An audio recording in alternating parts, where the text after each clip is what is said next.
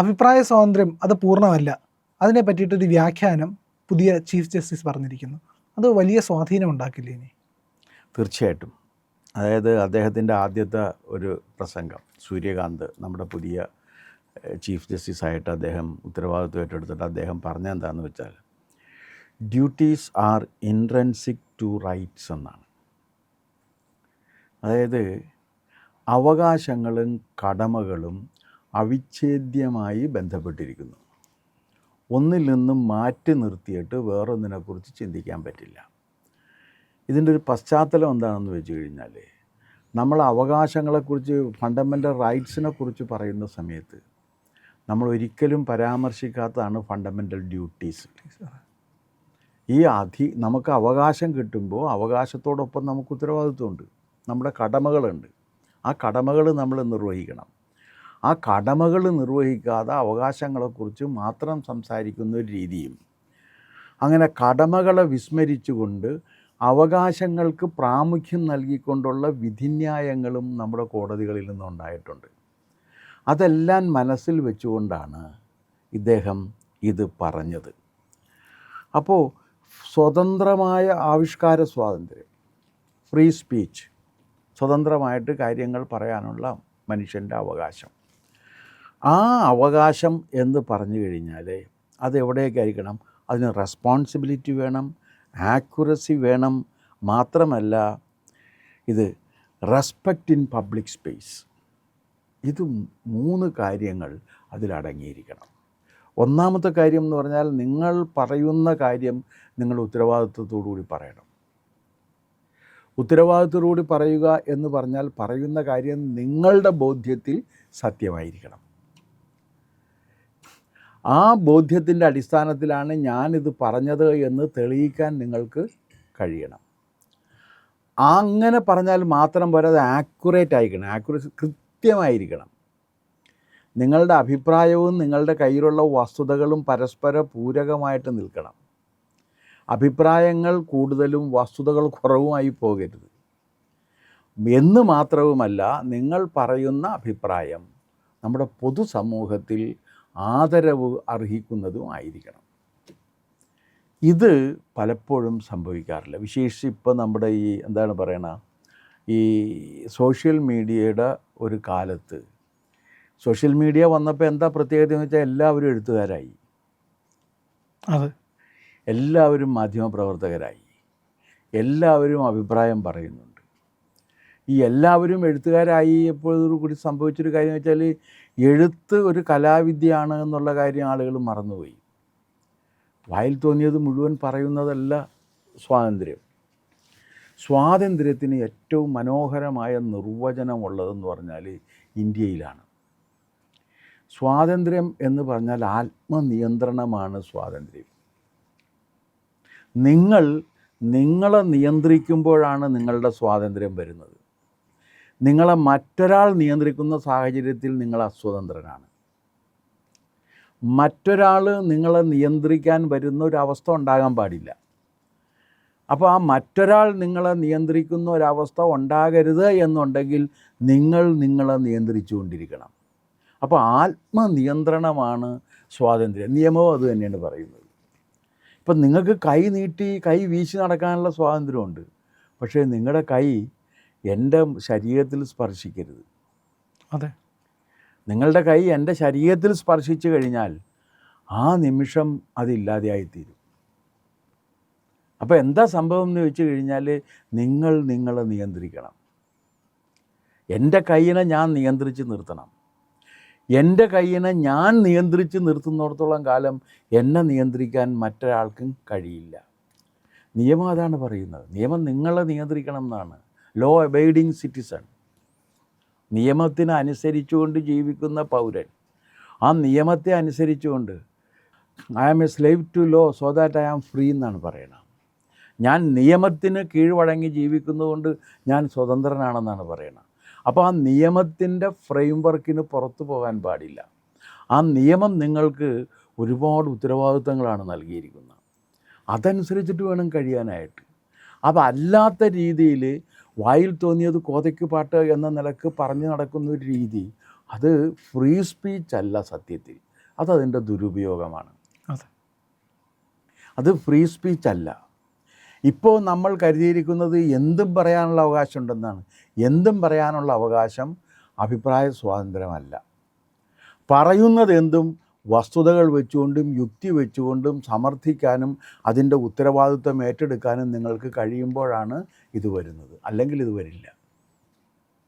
നിങ്ങൾക്ക് സ്വാതന്ത്ര്യം വേണം എന്ന് നിങ്ങൾ പറയണമെന്നുണ്ടെങ്കിൽ നിങ്ങൾ പറയുന്നതിൻ്റെ ഉത്തരവാദിത്വം നിങ്ങൾ ഏറ്റെടുക്കുകയും വേണം. ഇപ്പോഴെന്താണെന്ന് വെച്ചാൽ ഇതിൻ്റെ ഉത്തരവാദിത്വം ഏറ്റെടുക്കുന്നേയില്ല. അഭിപ്രായങ്ങൾ ഇങ്ങനെ പറഞ്ഞുകൊണ്ടേയിരിക്കും. ഉദാഹരണം എന്ന് വെച്ചാൽ പല സോഷ്യൽ ആക്ടിവിസ്റ്റുകളും എന്താണ് സത്യൽവാദ അടക്കമുള്ളവർ, തീസ്ത സത്യൽവാദ അടക്കമുള്ളവർ യാതൊരു അടിസ്ഥാനവുമില്ലാതെ ആക്ഷേപങ്ങളും ആരോപണങ്ങളും ഉന്നയിച്ചുകൊണ്ടിരിക്കുക. എന്തെങ്കിലും ഒരു അടിസ്ഥാനം വേണ്ടേ? അതെ. ഒരു അടിസ്ഥാനവുമില്ലാതെ ആക്ഷേപങ്ങളും ആരോപണങ്ങളും ഉന്നയിച്ചതിന് ശേഷം ഇത് അഭിപ്രായ സ്വാതന്ത്ര്യത്തിൻ്റെ ഭാഗമാണ്, അതുകൊണ്ട് അത് അനുവദിക്കണം എന്ന് കോടതിയും പറയുന്ന ഒരു അന്തരീക്ഷം ഇന്ത്യയിലുണ്ട്. പല കോടതികളും അങ്ങനെ പറയുന്നുണ്ട്. അതെങ്ങനെയാണ്? അത് അഭിപ്രായ സ്വാതന്ത്ര്യത്തിൻ്റെ ഭാഗമല്ലേ എന്നാണ് ചോദിക്കുന്നത്. അഭിപ്രായ സ്വാതന്ത്ര്യം എന്ന് പറഞ്ഞാൽ എന്തും വിളിച്ചു പറയാനുള്ള അവകാശമല്ല. പറയുന്നത് എന്തിനും അടിസ്ഥാനം ഉണ്ടായിരിക്കണം, അതിൻ്റെ ഉത്തരവാദിത്വം ഏറ്റെടുക്കണം, അത് സമർത്ഥിക്കാൻ തയ്യാറാകണം. ഇന്ന കാര്യം കൊണ്ട് ഞാനിത് പറഞ്ഞിരിക്കുന്നു എന്ന് പറയണം. അതില്ലാതെ വസ്തുതകളില്ലാതെ വസ്തുതകൾ കെട്ടിച്ചമച്ചുകൊണ്ട് ഇത് പറയുക എന്നുള്ളതാണ്. ഈ രീതി ഇന്നുണ്ട്. അഭിപ്രായ സ്വാതന്ത്ര്യത്തിൻ്റെ പേരിൽ കൺജക്റ്റേഴ്സ് എന്ന് പറഞ്ഞൊരു സാധനം ഉണ്ടാക്കുന്നുണ്ട്. ഈ നരേറ്റീവ്സും കൺജക്റ്റേഴ്സും രണ്ടും രണ്ടാണ്. നരേറ്റീവ് എന്ന് പറഞ്ഞു കഴിഞ്ഞാൽ വസ്തുതകളെ വെച്ചുകൊണ്ട് ആ വസ്തുതകളെ നിങ്ങൾ യുക്തിപൂർവ്വം ഘടിപ്പിച്ച് ഒരു നിഗമനത്തിലെത്തുന്നതാണ് നരേറ്റീവ്. തെറ്റിപ്പോകാൻ ചിലപ്പോൾ. വസ്തുതകളല്ല തെറ്റുക, വസ്തുതകളെ നിങ്ങൾ ഘടിപ്പിച്ചതിൽ തെറ്റ് സംഭവിക്കാം, യുക്തിയിൽ ഭംഗം സംഭവിക്കാം, അപ്പോൾ നിങ്ങൾ തെറ്റിപ്പോകും. പക്ഷേ വസ്തുതകൾ നരേറ്റീവിലുണ്ടായിരിക്കണം. കൺജക്റ്റേഴ്സ് അതല്ല. കൺജക്റ്റേഴ്സ് എന്ന് പറഞ്ഞാൽ വസ്തുതകളില്ലാതെ വാക്കുകളെ കൂട്ടിച്ചേർത്ത് സ്റ്റേറ്റ്മെൻറ്റ്സ് ഉണ്ടാക്കുന്നതാണ് കൺജക്റ്റർ. അതിന് വസ്തുതകളുണ്ടാകില്ല. ശുദ്ധമാന നുണ. ആ ശുദ്ധമാന നുണ കുറേ കാലം ഇങ്ങനെ പറഞ്ഞുകൊണ്ടിരിക്കുക. പറഞ്ഞു കഴിഞ്ഞിട്ട് അതിൻ്റെ ഉത്തരവാദിത്വം ഏറ്റെടുക്കാതെ അത് വിട്ടുകെട്ട് വേറൊരു നുണയിലേക്ക് പോവുക. അതിൽ ഏറ്റവും നല്ല ഉദാഹരണം എന്ന് പറഞ്ഞാൽ രാഹുൽ ഗാന്ധിയാണ്. രാഹുൽ ഗാന്ധി ഓരോ സമയത്തും ഓരോ കൺജക്റ്റേഴ്സ് ഇങ്ങനെ പറയുകയാണ്. ആ കൺജക്ടർ പറഞ്ഞിട്ട് അദ്ദേഹം എന്ത് പറഞ്ഞു? വോട്ട് ചോരി വിടും. ചൗക്കിദാർ ചോർഹെ അത് വിട്ട്. എന്നിട്ട് എന്ത് ചോദിച്ചാൽ കോടതി ചെല്ലുന്ന സമയത്ത് കോടതിയിൽ പോയിട്ട് മാപ്പ് പറയും. അപ്പോൾ അടിസ്ഥാനപരമായിട്ട് EVM-നെതിരെ വന്നു, അടിസ്ഥാനരഹിതം. ഇപ്പോൾ എന്താണ്? ഇപ്പോൾ SIR-നെതിരെ വരുന്നു, അടിസ്ഥാനരഹിതം. കേരളത്തിൽ പോലും 97% പേരും ഫോം കൊടുക്കുകയും അതിൻ്റെ പ്രോസസ്സ് കംപ്ലീറ്റ് ചെയ്യുകയും ചെയ്തുകൊണ്ടിരിക്കുന്നൊരു പരിപാടിയിൽ 3% കുറവുണ്ടെങ്കിൽ അത് തിരുത്തണം. അത് കറക്റ്റ് ചെയ്യാവുന്നല്ലേ ഉള്ളൂ. അതെ. ഇത് വെച്ചുകൊണ്ട് ഇത് നിങ്ങളെ ദ്രോഹിക്കാൻ വേണ്ടിയാണ്, നിങ്ങളുടെ വോട്ട് ഇല്ലാതാക്കാൻ വേണ്ടിയാണ് എന്ന് പറയുന്നത് തെറ്റാണ്, വസ്തുതയില്ലാത്തതാണ്. പക്ഷെ ഒരു കൺജക്ടർ ഉണ്ടാക്കിയാണ്. ഇത് ആരാണ് ഇതിൻ്റെ ഉസ്താദ് എന്ന് ചോദിച്ചു കഴിഞ്ഞാൽ ഈ കൺജക്റ്റേഴ്സ് ഉണ്ടാക്കിയിട്ട് അരാജകത്വം ഉണ്ടാക്കുക എന്നുള്ളതാണ് ജോർജ് സോറോസിൻ്റെ സിദ്ധാന്തം. ജോർജ് സോറോസ് അതാണ് പ്രചരിപ്പിച്ചത്. അങ്ങനെ അദ്ദേഹം കൺജക്റ്റേഴ്സ് ഉണ്ടാക്കിയിട്ട് സാമ്പത്തിക ക്രയവിക്രയ രംഗത്ത് അരാജകത്വം ഉണ്ടാക്കി. ആ അരാജകത്വത്തിലാണ് ഇത് ബാങ്ക് ഓഫ് ഇംഗ്ലണ്ട് പൊട്ടിപ്പോയത്. വെറുതെ നുണ പറഞ്ഞ് പൊട്ടിച്ചതാണ്. അതിലെന്ത് 10 മില്യൺ യൂറോ എന്താണ് അതിൻ്റെ പേര്, പൗണ്ട് ആൾക്ക് കിട്ടി. വലിയ ധനികനായി. അതിനുശേഷം പിന്നെ പുള്ളി ഇതിങ്ങനെ പ്രയോഗിക്കുകയാണ്. പിന്നെ പല രാജ്യങ്ങളിൽ പുള്ളി ഇത് പ്രയോഗിച്ചു.